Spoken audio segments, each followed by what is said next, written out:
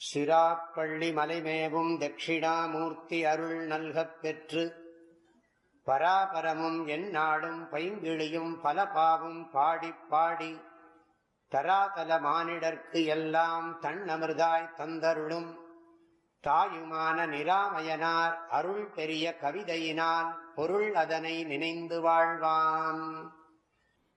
சங்கர சங்கர சம்போ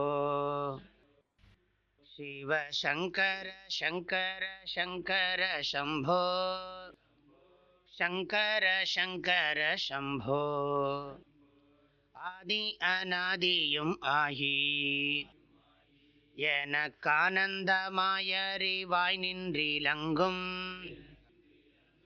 ஜோதி மௌனியாய்த் தோன்றி அவன் சொல்லாத வார்த்தையை சொன்னாண்டி தோழி சொன்ன சொல் ஏதென்று சொல்வேன் என்னை சூதாய் தணிக்கவே சும்மாயிருத்தீ முன்னிலை ஏதும் இல்லாதே சூகம் முற்றச் செய்தே என்னை பற்றி கொண்டாண்டி சங்கர சங்கர சம்போ.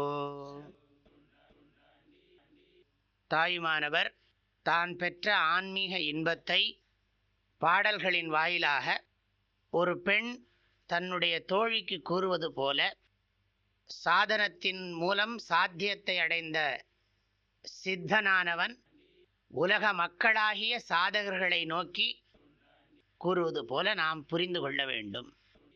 மெய்ப்பொருளை நன்கு உணர்ந்து கொண்ட ஒருவர் மெய்ப்பொருளை உணர விரும்புகின்ற அல்லது உணர வேண்டிய உலக மக்களை பார்த்து கூறுவது போல நாம் இதை பொருள் செய்து கொள்ள வேண்டும். தோழி என்பது சாதகர்கள் அல்லது சாதகர்களாக ஆக வேண்டியவர்கள், அவர்களை பார்த்து கூறுவதாக பொருள் புரிந்து கொள்ள வேண்டும். முதல் பாடல்ல ஈஸ்வர ஸ்துதியும் குரு ஸ்துதியும் அடங்கி இருக்கிறது. இறைவனேதான் குரு வடிவிலே வந்தான், அல்லது எந்த ஒரு பரம்பொருள் தத்துவம் என்னிடத்தில் ஆதாரமாய் விளங்கி கொண்டிருக்கிறதோ, எந்த பரம்பொருள் தத்துவமாகவே நான் உண்மையில் இருக்கிறேனோ அந்த பரம்பொருள் தத்துவமே எனக்கு குரு வடிவிலே வந்தது அப்படியும் பொருள் செய்து கொள்ளலாம். ஆனால் அப்படி சொன்னால் ரொம்ப சிரமம் அது புரிஞ்சுக்கிறது. ஆகையினால கடவுளே குரு வடிவத்தில் வந்து யாருமே இதுவரைக்கும் சொல்லாத அற்புதமான நீயே பேரின்பம் என்கின்ற பெரிய உண்மையை வார்த்தைகளால் அதை எடுத்து விளக்க முடியாத அந்த உண்மையை சொன்னார் அப்படின்னு சொல்லி மகிழ்ச்சியை வெளிப்படுத்துகிறார். அதை சொல்லேன் பார்க்கலாம் அப்படின்னா அது எப்படி சொல்கிறதுன்னு தெரியலையே, அந்த சொன்ன சொல்லை நான் எப்படி சொல்கிறது? அவர் என்ன பண்ணார், ரொம்ப தந்திரமாக எனக்கு உபதேசம் பண்ணார். சூதாய் தணிக்கவே.